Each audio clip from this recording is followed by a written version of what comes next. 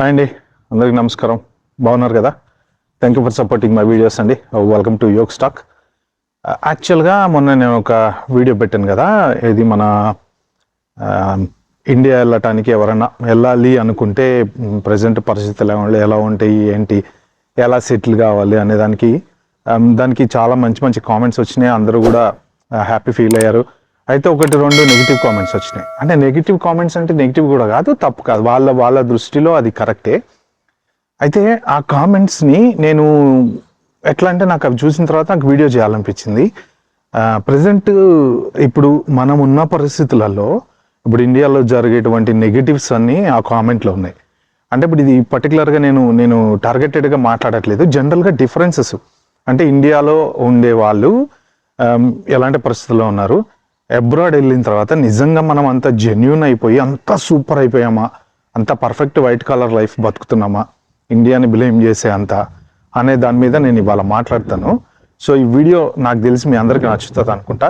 ఎవరికైనా సరే హానెస్ట్గా వర్త్ ఈ వీడియో అనిపిస్తే మాత్రం దయచేసి ప్లీజ్ షేర్ చేయండి. ఎందుకంటే ఈ ఇన్ఫర్మేషన్ అనేది అందరికీ తెలియాలి, ఇండియాలో ఉండే వాళ్ళకి తెలియాలి, పేరెంట్స్కి తెలియాలి, అబ్రాడ్లో, అమెరికాలో, యూకేలో, ఆస్ట్రేలియాలో ఎక్కడున్నా సరే ఈ డిఫరెన్సెస్ అనేది కంపల్సరీ తెలియాలన్నమాట. ఓకే, ఇంకా మనం టాపిక్లోకి వెళ్ళే ముందు నా ఛానల్కి ఎవరైనా ఫస్ట్ టైం వచ్చినట్టు ప్లీజ్ అండి సబ్స్క్రైబ్ చేసుకోండి. అలాగే నా వీడియో నచ్చితే లైక్ చేయండి, షేర్ చేయండి. టాపిక్ ఏంటంటే ఇండియా మిస్సింగ్ ఇండియా అని చెప్పేసి నేను పెట్టిన వీడియోకి వచ్చిన comment, don't come back to India. So అక్కడ సివిక్ సెన్స్ లేదు, తర్వాత కరప్షను, ఎడ్యుకేషన్ వేస్ట్, ఇలా XYZ కామెంట్ కూడా మీకు కింద డిస్ప్లే చేస్తా.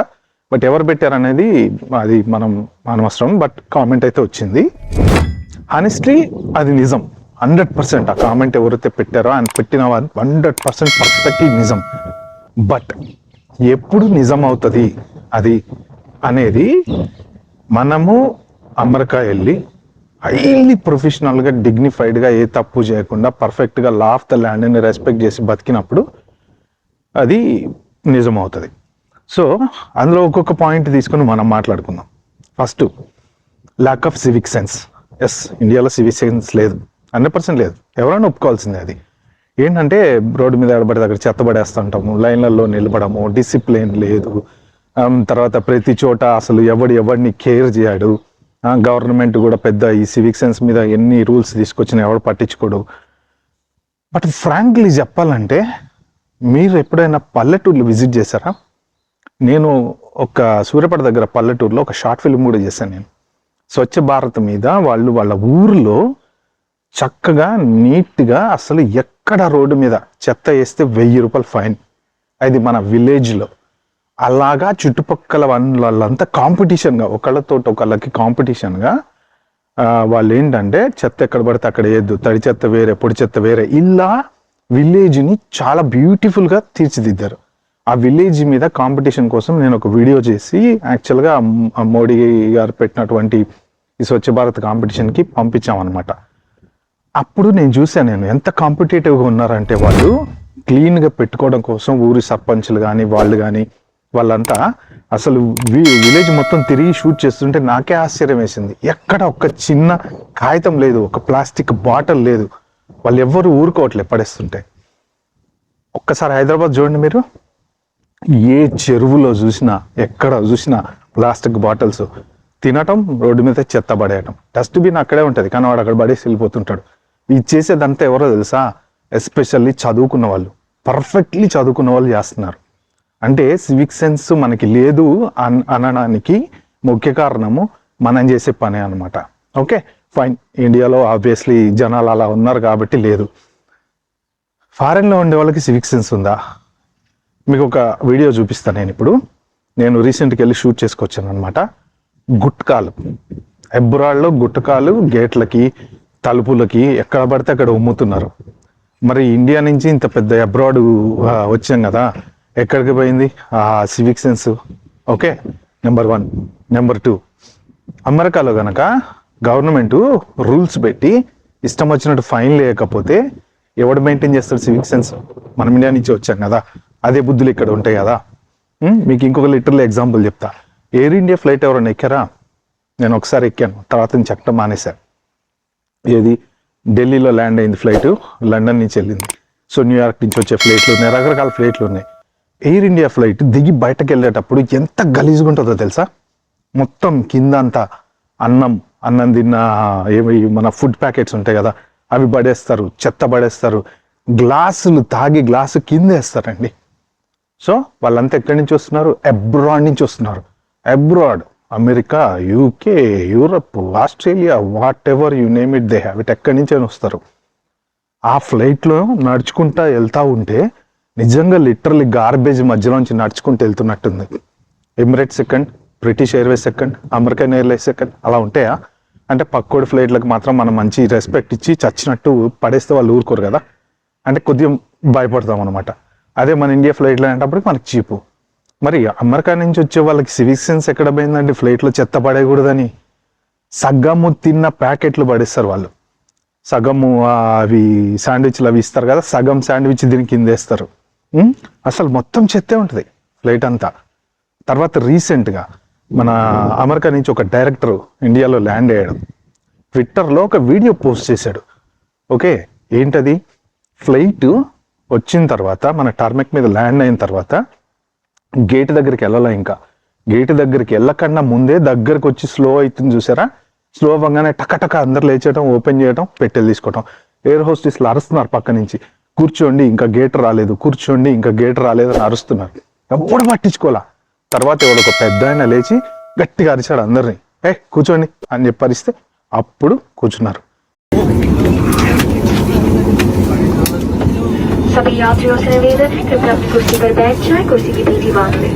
सभी यात्रियों से निवेदन है कृपया अपनी कुर्सी पर बैठ जाएं, कुर्सी की पेटी बांध लें। धन्यवाद। May I have your attention please? Requesting all the passengers to kindly remain seated with their seatbelt fastened. Thank you.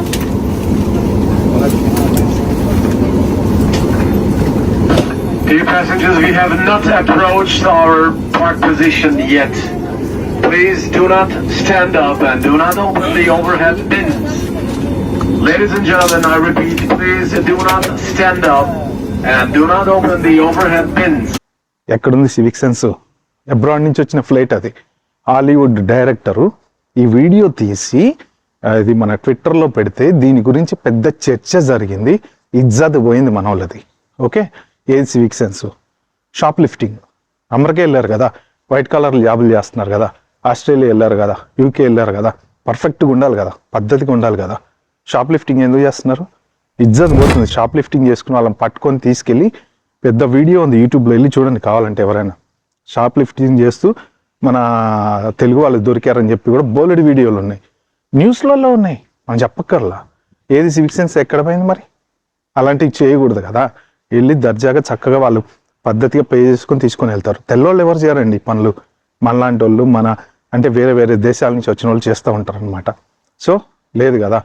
అంటే ఇప్పుడు మనము ఇండియాని సివిక్ సెన్స్ లేదని బ్లేమ్ చేస్తున్నాం. మనం వేరే కంట్రీకి వెళ్ళినప్పుడు మళ్ళీ అక్కడ కూడా అలానే ఉంటున్నాం కదా. Okay, next waste education. Yes, waste ఎడ్యుకేషనే. కానీ కరెక్ట్గా మాట్లాడితే ఇప్పుడు అమెరికాలో ఐటీ జాబులు చేసే వాళ్ళంతా ఎక్కడ చదువుకొని వచ్చారు? ఇండియాలో చదువుకునే వచ్చారు. వేస్ట్ ఎడ్యుకేషన్ నుంచి వాళ్ళు బయటకు వచ్చి అమెరికాలో జాబులు చేస్తున్నారు. ఎందుకు చేస్తున్నారు? ఇండియాలో మీకు జాబులు రాలేదు కాబట్టి H1 మీద అమెరికా వెళ్ళి అమెరికాలో జాబులు చేస్తున్నారు. వర్క్ పర్మిట్ మీద యూకే వెళ్ళి యూకేలో చేస్తున్నారు, లేకపోతే ఆస్ట్రేలియా వెళ్ళి ఆస్ట్రేలియాలో చేస్తున్నారు. వేస్ట్ చదువులకి క్యాంపస్ ఇంటర్వ్యూలో జాబులు రాలేదని వెళ్ళారా? బోల్డ్ అంతమంది హార్వర్డ్లో, MITలో చదువుకోవడానికి వెళ్ళారు కదా, ఇక్కడ చదివిన తర్వాత అక్కడికి వెళ్ళారా? బోల్డ్ అంతమంది టాపర్స్ ఉన్నారు IITలో మన వాళ్ళు, మన ఇండియన్స్. ఓకే, ఇండియాలోనే జాబ్ చేస్తున్నారు. 1.5-2 కోట్ల జీతం. ఓకే, ఈ వేస్ట్ చదువులతో ఎలా వెళ్ళారు అమెరికా? చదువులు వేస్ట్ కదా, వారు వీసా ఎట్లా ఇచ్చారు మరి వేస్ట్ చదువులకి? అక్కడికి వెళ్ళి చేసేదేంటి? ఇక్కడ వేస్ట్ చదువులని అమెరికా వెళ్తున్నారు కదా. ఎవరు చదువుకోవడానికి వెళ్ళే వాళ్ళు ఎంతమంది వెళ్తున్నారండి చెప్పండి? చాలా తక్కువ పర్సెంటేజ్ చదువుకోవడానికి నిజంగా జెన్యున్గా వెళ్ళి ఒక 20% చదువుతారేమో, ఒక 10% డబ్బులు ఉన్న వాళ్ళు చదువుతారేమో. ఈ 30% పక్కన పెడితే 70% డబ్బులు సంపాదించుకోవడానికి వెళ్తున్నారు అమెరికాకి. అడ్డమైన యూనివర్సిటీలలో 5 లక్షలు 10 లక్షలు 15 లక్షలకు ఫీజు కట్టేసి వెళ్ళేసి డబ్బులు సంపాదించుకుంటున్నారు. అంటే అమెరికన్ గవర్నమెంట్ని చీటింగ్ చేస్తున్నారు. ఇండియాలో చీటింగ్ ఉంది, ఎస్ ఫైన్, చీటింగ్ ఉంది, నో ప్రాబ్లం. మనం చేసేది ఏంది? పార్ట్ టైం జాబులు చేయకూడదు కదా, మరి అది చీటింగే కదా. ఎలా చేస్తున్నారు పార్ట్ టైం జాబులు అంటే? మనం అమెరికా వెళ్ళినా కానీ మన బుద్ధులు అలానే ఉంటాయి, మనం మాత్రం చీటింగ్ చేయొచ్చు. Okay, next corruption. ఏం కరప్షను? ఇండియాలో కరప్షన్. ఎస్, నిజమే, నేను ఫేస్ చేశాను. మా ఫాదర్ చనిపోయినప్పుడు డెత్ సర్టిఫికేట్ తీసుకోవడానికి నేను మున్సిపాలిటీ ఆఫీస్కి వెళ్తే ఎవరు పట్టించుకోవాలా, అక్కడ ఇక్కడ సినిమాలో చూపిస్తారు, మన శంకర్ సినిమాలో. ఓకే, లక్కీగా నాకు కొంత ఫ్రెండ్ సర్కిల్ ఉంది కాబట్టి నా ఫ్రెండ్ ఒక రిపోర్టర్ చెప్తే ఆడు మున్సిపాలిటీ ఆఫీస్కి ఫోన్ చేస్తే విత్ ఇన్ 5 daysలో నా పని అయిపోయింది. నేను యాక్చువల్గా 10 రోజుల తర్వాత జరగాల్సినది Day 1లోనే చేయించుకున్నా, నాకు తెలిసినోడు ఉన్నాడు కాబట్టి. కానీ మళ్ళీ ఇదే, దానికి ఏం తేడా లేదు, బట్ పని అయిపోయింది. నేను సర్టిఫికేట్ తీసుకోవడానికి వెళ్ళినప్పుడు ఒక ఫ్యామిలీని చూసి అక్కడ వాళ్ళ ఫాదర్ చనిపోయింది. 2 months నుంచి తిరుగుతున్నారు వాళ్ళు, పాపం రాలే సర్టిఫికేట్. ఆడికి తెలీదు ఏ టేబుల్ ఎక్కడ తరపాలో. ఓకే, అలా ఉంది పరిస్థితి. Fine, no problem. అమెరికాలో కరప్షన్ లేదు కదా, పర్ఫెక్ట్ కదా. మనం చేసేది ఏంటి మరి? 2 జాబులు చేస్తా, 3 జాబులు చేస్తా, కరప్షన్ కాదా? నిన్నగాక మొన్న ఒక పెద్ద కంపెనీలోంచి 700 మంది లేపేశారు కదా, ఏది మన మ్యాచింగ్ గ్రాంట్ స్కామ్. కరప్షన్ కాదా అది? అంటే ఇండైరెక్ట్ కరప్షన్. అంటే ఇది గవర్నమెంట్ ఎంప్లాయీకి ఇస్తేనే కరప్షన్ కాదండి. కరప్షన్ ఏది చేసినా కరప్షనే. మ్యాచింగ్ గ్రాంట్ స్కామ్ ఏమంటారు దాన్ని? అంటే కంపెనీకి చెప్పి మేము ఇంత ఇస్తున్నామని కంపెనీ దగ్గర డబ్బులు తీసుకొని అక్కడికి వెళ్ళంగానే ఈ చేత్తో ఇటు పోతుంది, ఆ చేత్తో మనకి డబ్బులు వచ్చేస్తాయి. అంటే అదేంటి అది మరి? అది ఎంత సెన్స్ మరి? అది కూడా కరెక్ట్ కాదు కదా, 100% కరెక్ట్ కాదు అది. అమెరికా వెళ్ళిన తర్వాత అమెరికా రూల్ ప్రకారం బతకాలి కదా. నీతి ఏది, నిజాయితీ ఏది దాంట్లో? అంటే మనం ఎలా బతికామో ఏంటి సంబంధం లేదు. ఏ కంట్రీకి వెళ్ళినా మన బుద్ధులు అలానే ఉన్నాయి కదా మరి. సో అది 100% కరప్షనే. మొన్న ఒక రీసెంట్గా నేను రెడిట్లో చదివిన పోస్టు, ఒక అమ్మాయి ఏది H4EAD మీద ఉంది, ఎయిర్పోర్ట్లోంచి డిపోర్ట్ చేసి పంపించేశారు. ఎందుకు డిపోర్ట్ చేశారు? అమ్మాయి 2 జాబులు చేస్తుందని డిపోర్ట్ చేయాల. అమ్మాయి వాట్సాప్లో ఒక చాట్ దొరికింది.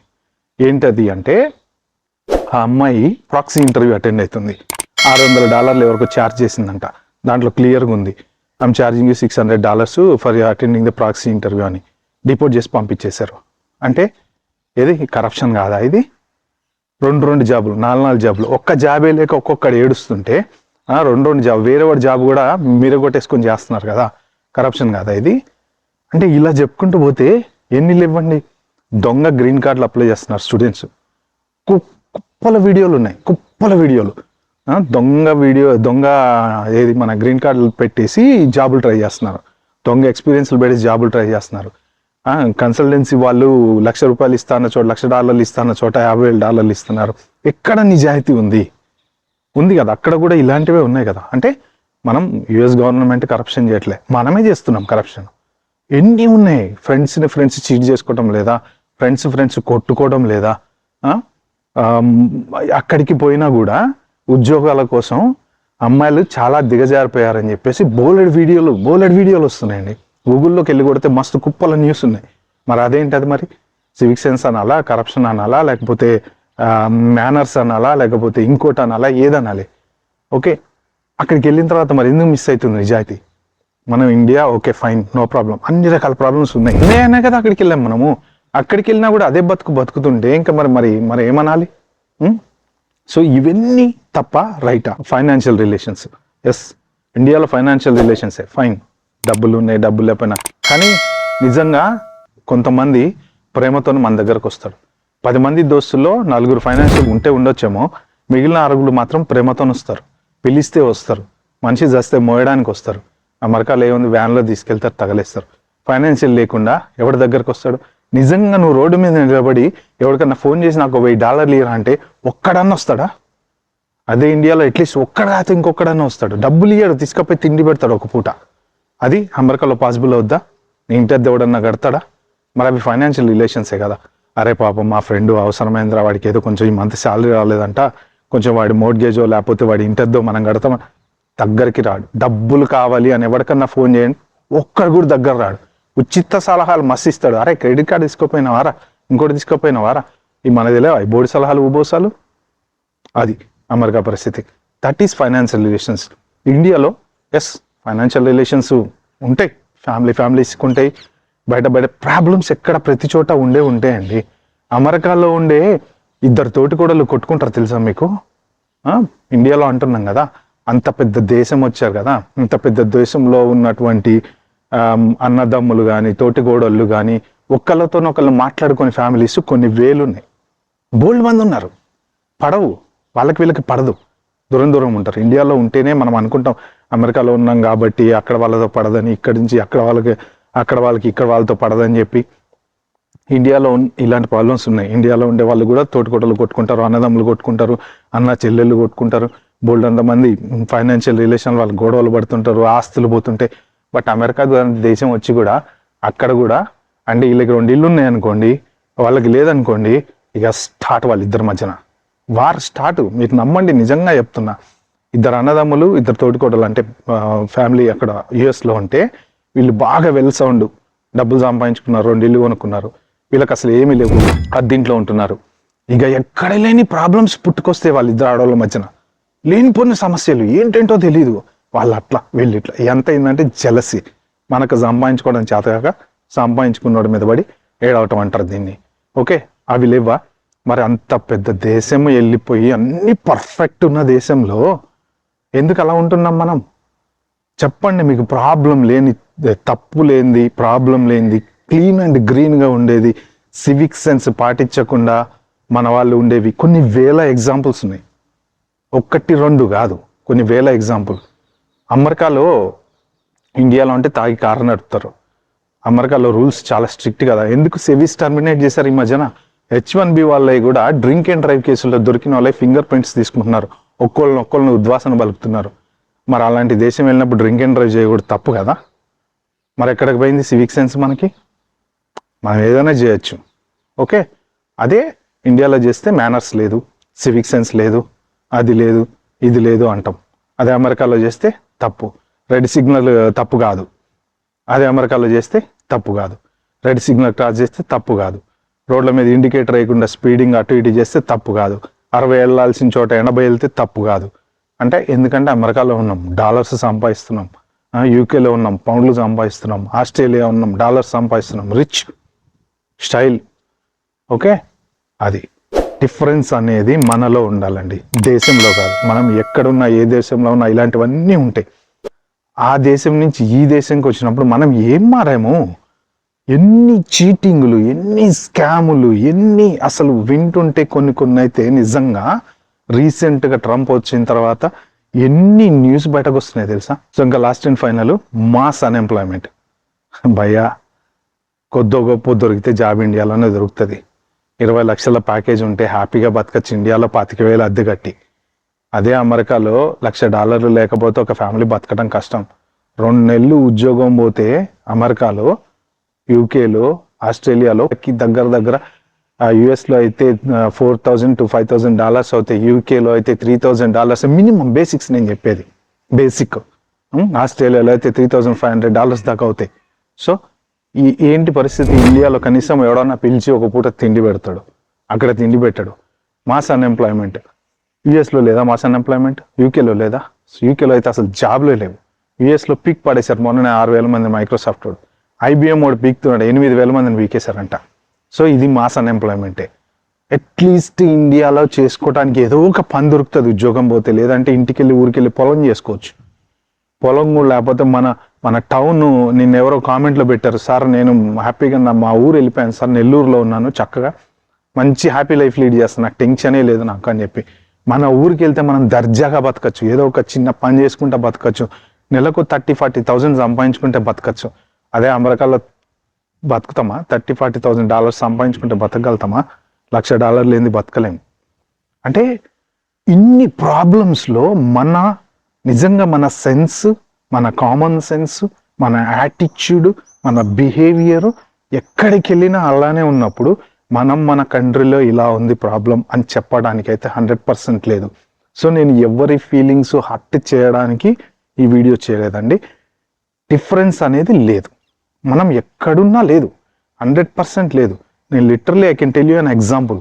యూకేలో ఒక టైంలో, అంటే కొన్ని ఇయర్స్ బ్యాక్, చాలామంది క్రెడిట్ కార్డ్స్లో డబ్బులు లేపేసి, బ్యాంకులో డబ్బులు లాగేసి, బ్యాంకు లోన్ తీసుకొని, డబ్బులన్నీ తీసుకుని ఇండియా వెళ్ళిపోయి అక్కడి నుంచి H1 చేసుకుని అమెరికా వెళ్ళిన వాళ్ళు చాలామంది ఉన్నారు. మీకు ఎంతమంది తెలుసు అంటే ఇలాంటివి చెప్పకూడదు, బాగుండదు. మరి ఏమైపోయింది మన మన సెన్స్ మరి కరప్షన్ కదా, మరి ఏమైంది దాని అలా ఎక్కడ మన బుద్ధులు ఎక్కడికి పోయినాయి? అంటే మనం ఆ దేశం నుంచి వచ్చాం కాబట్టి ఆ బుద్ధులు అలానే ఉంటాయి. ఇక్కడికి వచ్చిన తర్వాత మనం మారాలి కదా, అలాగా మనం మారి నీతిగా నిజాయితీగా పర్ఫెక్ట్గా హానెస్ట్గా ఉన్న నాడు మనం ఏదైనా మాట్లాడుకోవచ్చు. లిటరల్లీ మొన్న కెనడాలో జరిగింది ఏంటి, స్టోర్లో దొంగతనం చేస్తున్నారు, మందు బాటిళ్ళు 5గురిని తీసుకెళ్లి లోపటేశారు ఇండియన్స్. పెద్ద చర్చ అది వరల్డ్ వైడ్. అంటే మనం చేసేవి ఎన్ని ఉన్నాయో అన్నీ బయటపడుతున్నాయి. నిన్నగాక మొన్న లిటరల్లీ ఒక 1 వీక్ 10 days బ్యాక్ అనుకుంటా, ఒకతను గ్రీన్ కార్డు కోసం అమ్మాయిని పెళ్లి చేసుకున్నట్ట $10,000 ఇచ్చి, తెల్ల అమ్మాయిని. ఓకే, ఏమైంది, కోర్టులోనే అరెస్ట్ చేసి తీసుకుపోయి లోపటేశారు. ఏందయ్యా అంటే అసలు అది చెప్పేదానికి దేనికి పొంతం లేదు, ఉన్నది ఇల్లీగలు. మా అమ్మాయిని పెళ్లి చేసుకుంటా, పాస్పోర్ట్ కావాలి, గ్రీన్ కార్డు కావాలి అని చెప్పి $10,000 ఒప్పించి చివరకు దొరికిపోయాడు. మరి ఏంటిది, మరి అక్కడికి వెళ్ళినా మన బుద్ధులు మారట్లేదు కదా. సో కాబట్టి ఫ్రెండ్స్, నేను ఎవరిని తప్పు పట్టడానికి లేకపోతే ఎవరి ఫీలింగ్ హర్ట్ చేయడానికి నేను చెప్పట్లేదు. బట్ మనము ఎక్కడున్నా సరే ఏదున్నా సరే నీతిగా నిజాయితీగా ఉన్నప్పుడే మనము మన కంట్రీని నెగిటివ్గా మాట్లాడే హక్కు మనకు వస్తుంది. అప్పటి వరకు మనకు ఉండదు. ఏది ఉన్నా సరే మనం ఎక్కడ బతికినా సరే పర్ఫెక్ట్గా ఉండాలి, తప్పు చేయకూడదు, law of the land follow అవ్వాలి. ఓకే, ఈ వీడియో కనుక మీకు నచ్చినట్టుంటే ప్లీజ్ అండి like, share, subscribe to my channel. Thank you.